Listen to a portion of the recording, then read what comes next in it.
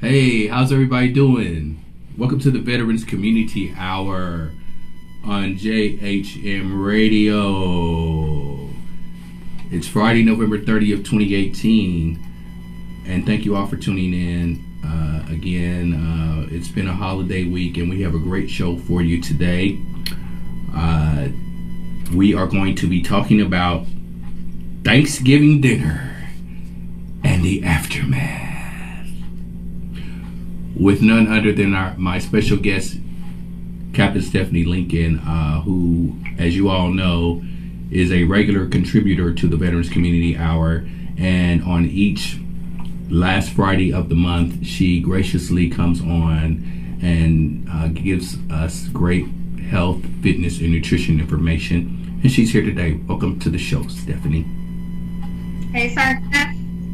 Thank you for having me. Appreciate you being here. Now, the Veterans Community Hour airs each Friday between 2 and 3 p.m. And we are sponsored by Fireteam Whiskey and the Chop Shop Indy. Now, I would encourage everybody to go to the Fireteam Whiskey website, www.fireteamwhiskey.com, and check out their products. They have great nutrition information, fitness information, fuelation bars, and keto bars to help you in your nutrition and weight loss goals. So I encourage everybody to check out their website, www.fireteamwhiskey.com, and check out their products. Again, they have some great nutrition information, recipes, fuelation bars, keto bars, as you can see up there on the screen. They are delicious, and I encourage everybody to place an order and make those healthy choices a part of your life so that you can reach your fitness goals. Fireteam Whiskey is an organization that has workout protocols for first responders, such as policemen and firemen, as well as veterans and active duty military members. So check them out and get yourself together in your nutrition, your health, and your fitness. All right, so thank you so much, Fireteam Whiskey, for sponsoring the Veterans Community Hour. Also, I'd like to shout out the Chop Shop Indy, which is a barber shop located on the east side of Indianapolis. They are located at 3917 East 10th Street. They have great services for you and your family, your significant other. They have a stylist in the shop, and they offer discounts on Tuesdays for veterans. All right, so check them out. Chop Shop Indy right there on the east side, and get yourself together and get that discount on Tuesdays if you're a veteran. All right. Well, this week we had a tragic situation over there in Afghanistan, and the Veterans Community Hour wants to acknowledge the service members that lost their life this week over there in Afghanistan. Of course, when you're serving the country, you never know what's going to happen in a wartime situation, and my deepest condolences goes out to the family, friends, and loved ones of those service members that were lost defending our country, because we have duties that we are supposed to perform, and when you're in a wartime situation, you never know what you're going to run across. That's why I like doing this show, because I'm an advocate for the military and for veterans, because when we come home, we have different transitional issues or whatever, and we definitely earn the services that are available for us and our families. So I'd like to acknowledge those soldiers. Army Special Forces Captain Andrew Ross. He was in the Army 3rd Special Forces Group. I'd like to also acknowledge First Sergeant Eric Edmond, who was also a team member in the 3rd Special Forces Group, and Air Force Special Tactics Dylan Elkin. All right, so my condolences again go out to those families, friends, and loved ones who lost their family member due to serving our country. All right. Like I said earlier, this is the last Friday of the month, and Captain Stephanie Lincoln from Fireteam Whiskey is here, and we have a great show. We are going to be talking about health, fitness, and traditionally, the holiday season is when people gain a lot of weight. So today's show is titled Thanksgiving Dinner and the Aftermath, which Stephanie and I are going to be talking about some of the things that, you know, are traditional that happen. We all indulge in the delicacies of the holiday, and sometimes we overindulge. So we're going to be talking about what we can do to get ourselves back together, and just let her share with us some of the items and things that she's noticed being a fitness professional all these years on how we can get back together, get back on our protocol if you're in the Fireteam Whiskey protocol, or if you're not, just to get back into a healthy eating habit, as well as get moving to get motivated to burn those pounds and calories off. All right, so let's start out the show. Captain Lincoln, thank you again for being here. We're back live in the JHM radio studio. I apologize for the technical difficulties that we're having, but we are going to keep this show rolling on, and we are going to be talking to Captain Stephanie Lincoln about the aftermath of Thanksgiving. Now, the feeling of overdoing it or falling off the wagon is something that everybody can relate to. Would you say, Captain Lincoln? Oh yeah, I mean, I think all of us can raise our hand when it comes to, hey, have you had a significant issue with, you know, losing out on your efforts with your Thanksgiving and your Christmas and bringing you down with your goals? Right. And personally, I am guilty of falling off the wagon in my past, but since I've been on the protocol 38 caliber, I've moved up. I have been more conscientious of disciplining myself to stay on track because of the accountability and the great programs that you offer. And one of the traditional things, just like, you know, we're all human, this is a human nature kind of human behavioral thing. Most people put on weight around the holidays, as I said earlier, and some of the statistics that you've come up with are startling. By 2025, 50% of the world will be overweight or obese. Already, 70% of Americans are overweight or obese, and every year, millions of people make it their New Year's resolutions to lose weight and get fitter. And that was the guy I was until I started the Fireteam Whiskey Protocol program. I was one of those guys that really ate to my heart's content during the holidays. You know, starting with Halloween with all that sugar and candy, and then, you know, my birthday's right after is really before Halloween. But I would always treat myself to a fabulous birthday meal. Then here comes Halloween. Then there's Thanksgiving.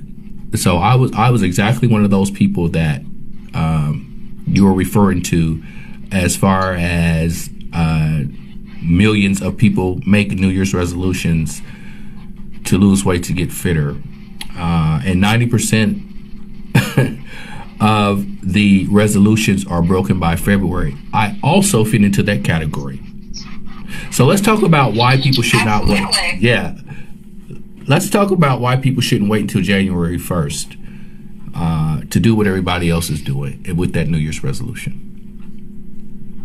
Yeah, so my issue with January 1st and why I think this fails for so many people is because, You know, what is so special about January 1st? This is something we should be doing every single day for the rest of our life, right? Mm-hmm. So waiting until, you know, a specific day to get started already trains your brain and your psychology into thinking that this is something special and doesn't happen too often. So we're not going to be in the mindset to do this every single day. Mm-hmm. So I am all about, here's the metaphor I use all the time when I talk to people who are thinking about doing our program. So if you are in a hole right now and you've been digging this hole, right, getting your health and your fitness worse and worse and worse over the years, right? And you're putting more and more and more weight, and you're feeling worse and worse, and your medical issues are getting worse and worse. Why would you say, oh, okay, well, I'm going to stop digging on January 1st, and then I'm going to start trying to climb up, right? Okay. Why would you do that? How about just let go of the shovel and start climbing now? Because the sooner you start, the further you're going to get going and moving towards getting out of that hole you just dug for yourself. Yeah, that's very enlightening. Very enlightening. You said something earlier when you were talking about falling off the wagon and overdoing it, and you know, trying to fight, you know, those temptations, right? Mm-hmm. And what a lot of us think about ourselves during these times is why is it, how come I don't have enough willpower to resist that sweet potato pie? You got me, because I really got it in on the sweet potato pie this month. But but as I was saying earlier for our viewers, I did much better this year being a part of the Fire Team Whiskey Protocol team, because I thought about the accountability. So my willpower was, but I didn't totally destroy my gains because of the Fire Team Whiskey Protocol program and the accountability. Yeah, so I love that you said that, because that's part of what we're going to talk about today. And I want people to just, if you're listening to me now and you've beaten yourself up about not having enough willpower, I want you to stop doing that. I want you to understand that actually, and think about willpower as something that is finite. We only have a little bit of it. Like, some of us have a little bit more than others. But when we wake up in the morning, like, think of it as a cup. I only have a cup of willpower. So each time that willpower gets challenged, a little bit gets out of the cup. And then as the day goes along, I run out of cup. And then another one. And then I give in to, you know, stress, or I'm on because I'm exhausted. You know, I just want, you know, something quick. And then also when I'm at the drive-thru, I'm gonna get that milkshake, and then I'm gonna upsize, you know, because, you know, they asked me if I wanted to get a biggie, whatever. Mm-hmm. So I'm gonna do that because I'm completely out of willpower, ran out really quickly. So if you've fallen into that, I want you to just stop beating yourself up about it and start thinking about doing some of those techniques that we're going to talk about today. All right, well, let's get right into that. All right. So the problem with our willpower is that we're always conflicted, right? So, Sergeant Cliff, you were at that Thanksgiving thing, and you were looking at that pie, and you were like, man, I want another slice of pie. But then internally you're like, no, I really shouldn't have another slice of pie. Captain Lincoln is going to be all over me on this, right? Right. She's going to get on me. Mm-hmm. And then you're conflicted because you look at the pie, and then you go internal, and you're always conflicted. Well, that each time you do that, that wears away at your willpower. So we have competing wants. We're always internally conflicted, which drains that willpower very quickly. And then your why. So your why for your goals may not be strong enough. So So a lot of times I run into when I work with clients, they don't have a really good reason why they want to lose weight and get fit. You know, what's your reason, Sergeant Cliff? What's your reason for wanting to get fit and lose weight and feel healthy?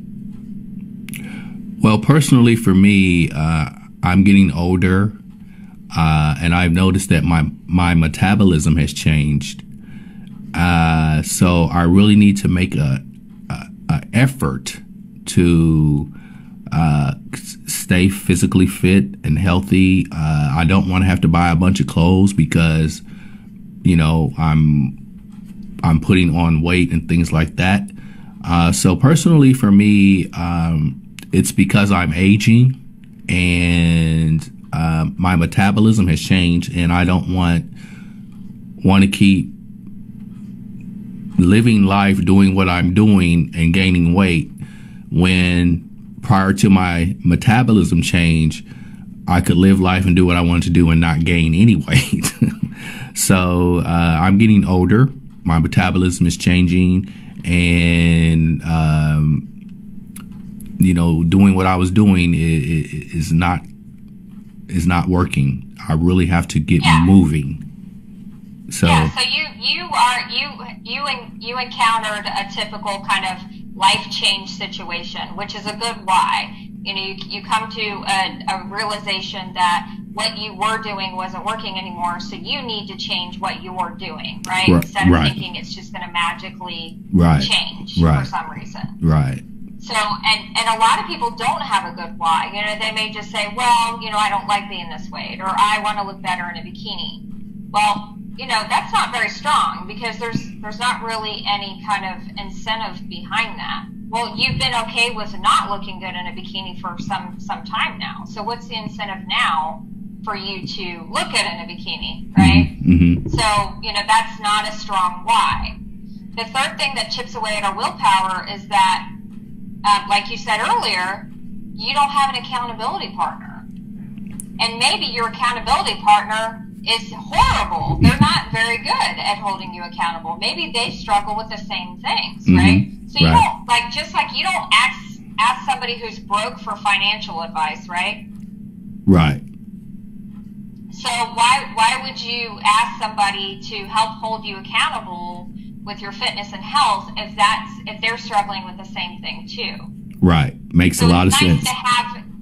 So it's nice to have a workout partner and somebody to do your program with you, but that's different from an accountability partner. So, you know, I definitely highly encourage you to do a program like Fire Team Whiskey so you can actually get a coach, a health coach, and a professional who can really hold you accountable as a professional and not just, you know, kind of be wishy-washy with you. Mm-hmm. If you feel like being wishy-washy, then they're going to feel like being wishy-washy about it. Mm-hmm.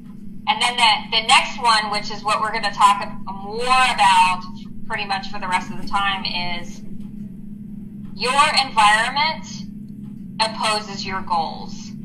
So if you are a direct reflection of the environments you spend your time in and the people you spend your time with. And this is a really hard thing for people to deal with.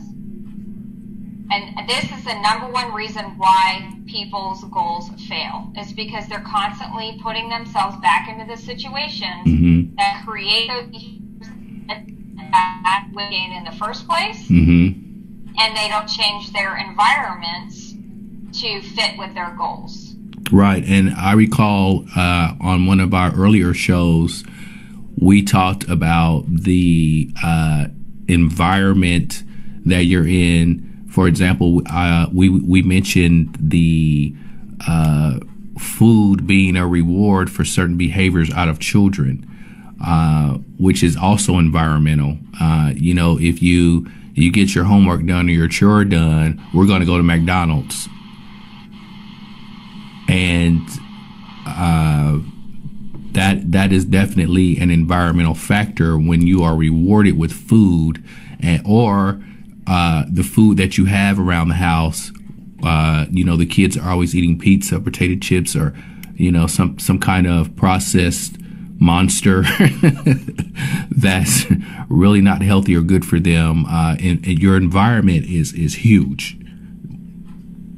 It is. So I want you guys to think about, and those of you listening, to think about how this works. So your willpower is internal. Okay. Willpower is internal. Your environment, yep, your willpower is internal. So that's finite, it's very limited, and it gets weared away very quickly by those internal conflicts that we've just talked about. And then also your willpower gets torn down by your environment and your relationships. And there's something in psychology called negative secondary connection. And that means, and we've all kind of heard this before, you are the average of the 5 people you spend the most time with.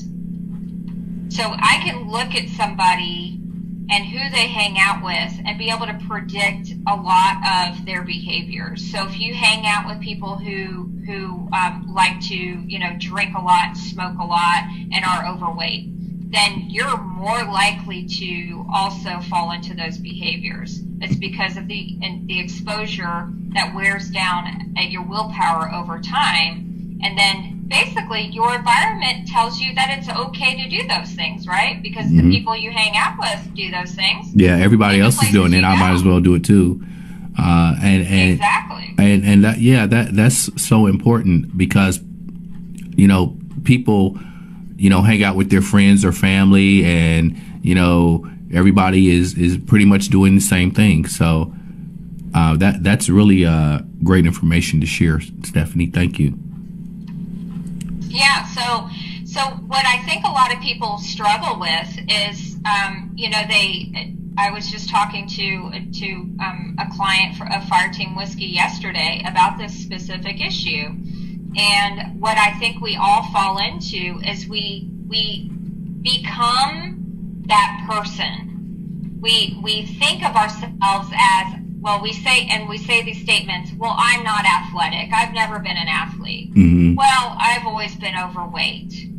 Well, I've always struggled with my weight or with eating right. Well, I just don't like working out. Right. So all of those statements, what do you think that's doing to your view of yourself? Well, I think it reinforces a mediocre or a negative perception about what you can accomplish or what you can do. You are keeping yourself in a box because of what you used to do. And one of the things about getting fit is a mindset change. You're really not giving yourself the opportunity to see if the grass is greener on the other side because you're too stuck in what you used to do. I've never done this. I've never done that, or I won't be able, or I tried, but I fell off the wagon. I just didn't, and that's where that environment comes back in. You tried something, you fell off the wagon, and you started, the same old habits, and you really are keeping yourself into that kind of box. That's how I see it. I'm not a professional or an expert, but you are. So I'd love to hear the mental health perspective on people who are in that situation. Yeah, and it comes down to identity, right? Identity, so okay. We all have identities. We all have, these people that we think we are. Mm-hmm. And if I think I'm not an athlete, if I think I'm a person who's always going to struggle with my weight, if I think I'm a person who can't do burpees or push-ups, then I'll never be that person because I've already taken on the persona of somebody who doesn't do those things. So there's a quote that I love that I always think about when we talk about this kind of topic. It says, it's not who you are that holds you back, it's who you think you are not. Oh, awesome. Say that one more time. It's not who you are that holds you back, it is who you think you are not. Wow, awesome. So like you said, as soon as I say that self-identifying statement, I am not healthy. I am not a person who can eat healthy. I am not a person who goes to gyms. And I'm right, because I just self-identified with my persona, and I now do not think I could ever become that other person. Right. And that's part of that mindset change, the psychology of becoming a healthy person. You have to act like a healthy person, and you have to internalize that you are a healthy person in order to start thinking like a healthy person. Exactly. And that's exactly what the first step is. So anybody who's hearing this, who struggle with those kind of negative self-statements, look at somebody, and this is why it's good to get an accountability partner who's a professional. Look at somebody who you would love to do those things. So people say to me all the time, I could never work out as much as you. Well, I just say, well, yeah, actually, yes, you could, because you and I have the same amount of hours in the day. You know, I don't have extra hours in the day, but you just self-defeated yourself by saying that. So what do healthy people look like? What do healthy people do? Where do they spend their time? Who are they talking to? Who are they spending their time with? These are all things that you want to think about and go, okay, how can I kind of fake the funk, basically, for the first few months until I actually become this person? So then that's when you start changing your environment.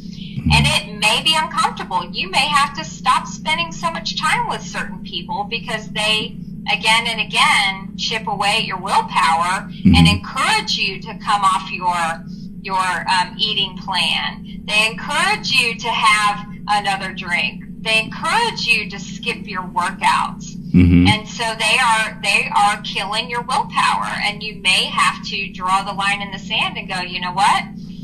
I need to avoid all of these willpower sucking environments and people as much as possible, so I can become who I know I can become. That is excellent observation and advice. For anybody out there watching the show, if you have any questions or comments, please feel free to drop them in the chat, and we will get to them as soon as possible. Again, we're having technical difficulties, and Captain Lincoln is we are unable to show her on screen.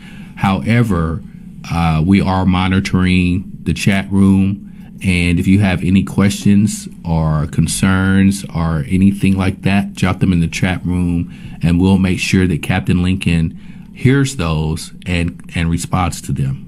All right. And thank everybody again for tuning in to the Veterans Community Hour on JHM Radio. All right. Now let's keep it moving, Captain Lincoln. We're talking about the mental health aspect, the psychology aspect of changing your life. Like you said, cutting back on those willpower sucking environments that's going to keep you stuck in a rut. Now let's talk about the difference between trying to eat healthier as compared to actually being a healthy eater. Yeah, so it goes back to those self-identifying statements. So when I say, I'm trying to eat healthy, I'm trying to work out more, I'm trying to lose weight, versus I eat healthy, I go to the gym, I am losing weight. What's the difference between those statements? Well, the word try is huge in those statements, because if you say, I'm trying to do this, I'm trying to do that, that means that you're putting forth an effort to do it. But if you are eating healthier and you are going to the gym, that's not an effort, that's actual action, and you are doing those things, and that's a big difference. Yeah, absolutely. So it's a difference between, well, first of all, when you say try, you're giving yourself an out. So you can always say, well, at least I tried, right? Right. So you're giving yourself an okay thumbs up if you do fail. Right. But when right. you say it the other way, it means not only are you saying it, but you're taking action. Mm-hmm. And failure is not an option. It's happening. Mm-hmm. So even if and I always say it doesn't matter. Action's just better than nothing. Right. I don't care if you go to the gym and you do 3 push-ups and you leave. Mm-hmm. At least you took action. Right. Instead of sitting at home saying, well, I'm trying to get to the gym. I'm trying. Right. Well, right. it didn't happen. Mm-hmm. So at least you took action. Right. Let's talk about some external controls in the environment. What do healthy people look like? What do they have in their environment that makes them more successful than someone who might say, I'm trying to do this or I'm trying to do that? Yeah. So, and this happens with everybody who loses a significant amount of weight and achieves a successful fitness journey. I went through this myself, and the difference between people who are successful with their health and fitness goals and who are not is the fact that the people who are successful control their environment as much as they possibly can. So they avoid places where they know or foods that they know are going to chip away at their willpower. They stop spending as much time with those people who they know are going to get them off track. They stop doing some of the things that they know are going to get them off track. So like for me, I'm just going to give an example. I used to have 0 willpower when it came to ice cream. Mm-hmm. Like that was my kryptonite. Mm-hmm. I could not smell it, see it, be around it. If it was in the house, I was eating every single bite.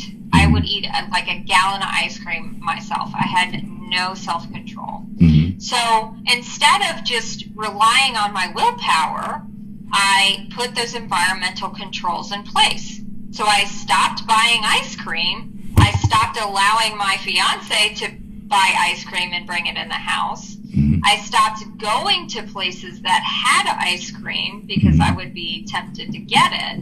Mm-hmm. And I had to do that for a really long time until I built up the ability to, be immune to my ice cream addiction. So that is the difference. And the people who are successful, they also try and spend time with people that they want to be like. So, maybe they hire a personal trainer, a coach like me, like with Fire Team Whiskey. Mm-hmm. Maybe they start going to a veterans fitness group and start spending more time with those people and getting to know those people instead of, going and hanging out at the bar with their old buddies and drinking 9 beers and eating chicken wings and French fries. Mm-hmm. So that's the difference, is that people who are successful control their environments, and they have to, really kind of make sacrifices when it comes to who they're spending their time with and the environments that they go into.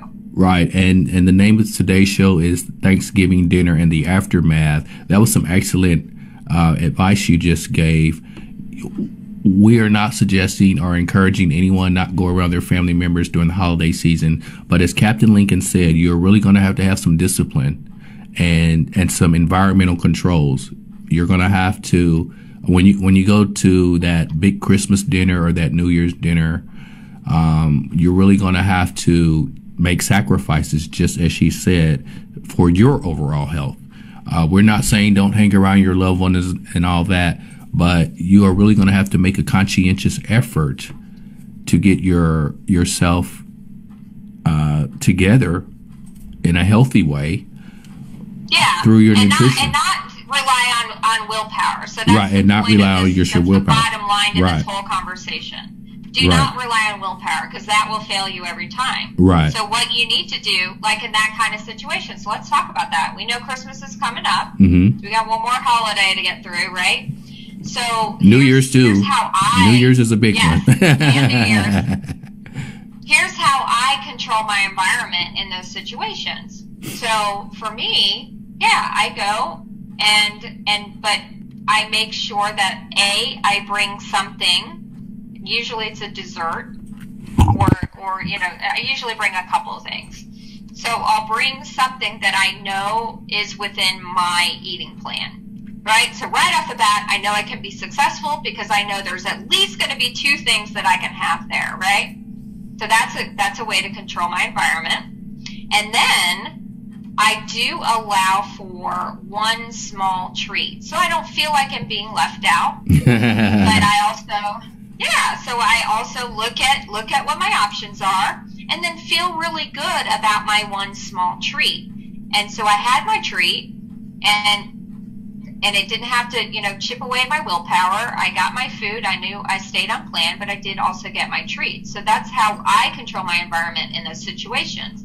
But it's also controlling your environment before and after that holiday, which what people struggle with the most. So a few days before the holiday is when people start falling off. Well, it's the holidays. It's always an excuse. Oh, it's the holidays. Well, this person brought in all this pumpkin whatever, or Christmas whatever. And we feel obligated because it's quote unquote a holiday. And that's where we need to put those environmental controls in place and go, no, it actually is not the holiday today. I will have my treat on the holiday, but today is not the holiday, so I'm going to have to say no. Right, and that is really valuable information, because around this time each year, those office parties, it's always a pitch in. Somebody's always bringing in leftovers or something like that. So let's talk a little bit about people who fail at their goals are constantly reacting to the environment and making adjustments to their personality and behaviors to react to those environments. Talk a little bit about that. Yeah, so this is what most people do, and I used to be one of them. Is you get into a situation and you always make an exception, right? Well, it's my niece's birthday. Well, I haven't seen this friend in a long time. Well, it's my dog's birthday. We come up with any excuse to drop our restrictions, right? So that's why people fail their goals, because they're constantly reacting to an environment and they have lots of excuses to make an exception to the rule. So this is why we just flip the switch and we control the environment first and make the environment react to us. Wow. Talk about some of those tools we can use to make our environment more friendly toward us when we're trying to have fitness goals. Yeah.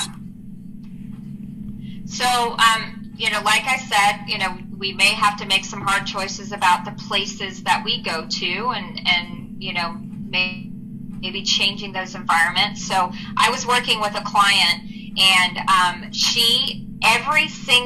kid you not, every single day on the way home from work, she would go through the McDonald's drive-through that was on her path on the way home, a couple blocks from her house.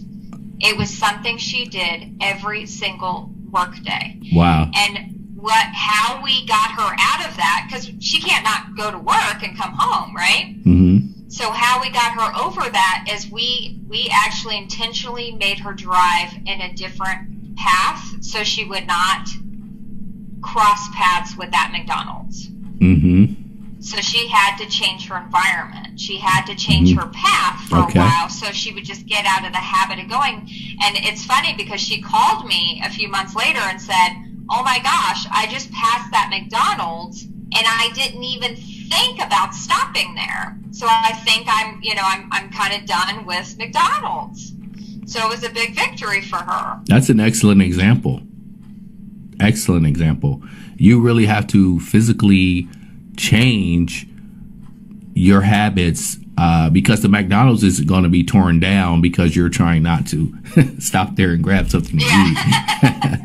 It's a going concern. Don't worry about it. They'll have plenty of customers. They don't need you. Right. That is an excellent example of how people can make their environment react to them rather than, ooh, there's a McDonald's. Oh, the line's too long, but ooh, look, there's a Rally's. You really have to change what you're doing.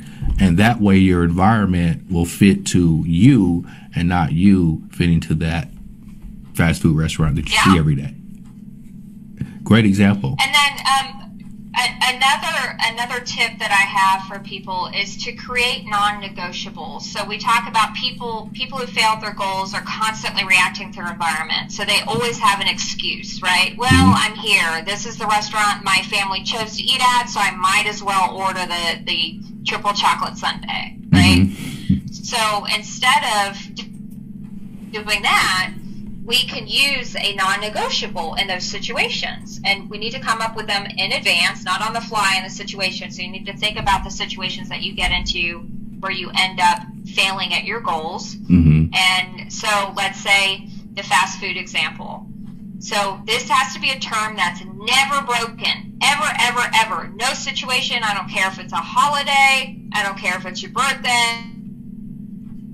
I don't care if the world is ending. The situation is non-negotiable. So you need to be specific. I don't eat fast food. So you could stop there, right? Okay. You could just say, I am not a person who eats fast food. It's just non-negotiable. Okay. Or if you want to start small and baby step it to that big step, you could say, I don't eat fast food except for on Sunday. So you get your one day of fast food. Okay. You hear that, audience? And then work your way up to I do not eat fast food. You hear that, audience? That is an excellent example of how you can turn left or turn right or turn around to start reaching your health and fitness goals. Instead of eating some fast food every day or drinking alcohol every day, cut it down. But you can still have it, but you're not all the way to the level where you can say, I'm done with it. But it's not an everyday behavior. It's not an everyday habit that keeps putting pounds and calories in your life and on your body. So that is a great train of thought there. Just you don't eat fast food except for Sunday. Before you were eating it 2 to 3 or 4 or 5 or every day of the week. So that is a great model there, Captain Lincoln. Thank you so much. Now let's talk about making. We've got about how much time left? About 7 minutes left, and we want to make sure that we cover all these great points that we're going to be discussing. Let's talk about making big goals attainable in small steps. Yeah. So you can use that tactic that we just talked about by doing your non-negotiables, but making them small steps to your ultimate behavior. So if you want to be a person who never eats fast food, like me, but I used to be a fast food junkie. So I had to break it down into small steps. So I had to say, okay, I only eat fast food. I don't eat fast food except for on Sunday. And then do that until I'm comfortable. And then say, okay, well, I don't eat fast food unless maybe I'm traveling for work. And then break it down even more. Okay. And then eventually I don't eat fast food. So you need to break your goal down. And the problem with people is they make these big goals. Like on January 1st, I'm going to say, well, I'm going to lose 50 pounds. Well, how are you going to do that? You need to break that down into small steps. Like you don't just overnight lose 50 pounds. Right. You've got to break that down. How are you going to do that? I'm going to go to the gym for 30 minutes 3 times a day. I'm going to consult with Captain Lincoln and get on one of the Fire Team Whiskey eating plans. You know, little steps that'll lead up to eventually that 50 pounds. So then you need to structure your environment around the goals. So if you are a person who wants to stop eating junk food, stop buying junk food at the grocery store. I mean, that's a small step, as you can't have it in the house. And what I love to do is to help people. I go into people's homes and just help them completely clear out their pantries and their freezers and their fridge, and start from scratch. And then make a non-negotiable. No junk food comes in the house. Period. And start from there. All right. Now you have 4 things that can improve people's chances of achieving their goals. Let's talk about those. Invest up front. Yeah. Invest up front. So this is hard for people to do, but you need to invest in your health and fitness. So instead of being wishy-washy about it and doing a monthly gym membership or a monthly, program with Fireteam Whiskey, then you buy the 90-day program. So you are investing in at least 90 days of doing that program. So do it longer term. I mean, if you even buy a whole year, or set up your accountability partner to check in with you for 6 months. So you need to invest that time and money up front. You need to make it public. You can increase your chances of achieving a goal, this is research, by up to 90% by making your goal public. So yes, that does mean you can announce it on social media and tell people to hold you accountable. And so when you post that picture of your 9th beer and your 2nd bucket of chicken wings and fries, people are going to call you out on it. Right. And don't get mad at them because you asked them to hold you accountable. So there's a little bit of that social pressure, which we need as human beings to kind of stay in line. The 3rd thing is set a timeline. So don't just say, I'm going to lose 30 pounds. Well, you need to break that down, okay? What's feasible for you? What's healthy? What's a healthy rate of loss? It's about a pound a week. All right, so break that down. I'm going to lose a pound a week for X amount of weeks, right? And then how are you going to do that? Okay. And then 4th thing, install several forms of feedback, accountability, and remove everything and everyone in your environment that opposes your commitment. So you need to change your environment, get your accountability partner, get your health coach, and get feedback. So you need to check in with yourself on occasion, and maybe you need to try a different program. Like the Fireteam Whiskey programs are great because every 30 days we reevaluate you and move you to the next program. So we're constantly giving you feedback and evaluation on where you need to be. So, maybe you're not on track with that timeline, and we can adjust things to get you back on track. Awesome. Well, we got a couple of minutes left, Captain Lincoln, on this edition of the Veterans Community Hour on JHM Radio. And I want to give you an opportunity to make any special announcements that you have for our listeners. And again, everybody check out www.fireteamwhiskey.com. All right, Captain Lincoln, go ahead. Yeah. Awesome. Yeah.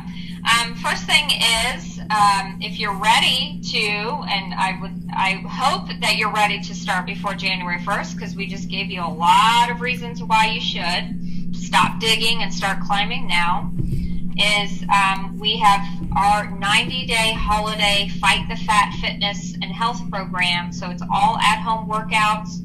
You get a virtual coach that works with you over the phone, and you get your meal replacement supplements, all of that, plus a digital scale and so much more. 90 days of health and fitness, and we have a sale right now, 40% off. So if you use the coupon code FIGHTTHEFAT, all one word, then you can get 40% off. But the sale is only until December 15th. So I am only giving this discount to people who are really serious and want to start before January 1st. After January 1st, you're going to pay more. So get your savings now. All right. And then the second thing is we have a holiday care package drive. So we have a goal to send 100 care packages to deployed service members who were deployed this holiday season, and especially thinking about those 3 service members who were just killed in Afghanistan. We can't forget that these men and women are serving our countries and keeping us safe. while we're, enjoying our family time at the holidays. So we want to send them something special from Fire Team Whiskey and our supporters. So please go to our website and check out our store, and we have our care package there that you can purchase, and we can donate and send that off to those deployed service members to give them something special over the holidays. All right. Well, thank you for your service, Captain Lincoln, and thank you for contributing to the Veterans Community Hour each last Friday of the month with this great, awesome information and awareness on health and fitness. Thank you so much for having me. All right. Well, we have just completed another edition of the Veterans Community Hour on JHM Radio. I'm your host, Cliffy Cliff. Tune in next week when we'll have another great show. We're going to be discussing a variety of topics, and I'm going to have a house full of guests. So make sure you tune in next week and stay tuned, because we're going to have a super, and I mean super duper, special surprise announcement right here on the Veterans Community Hour. All right, y'all have a good, safe weekend. I'm your man, Cliffy Cliff, and I'm out.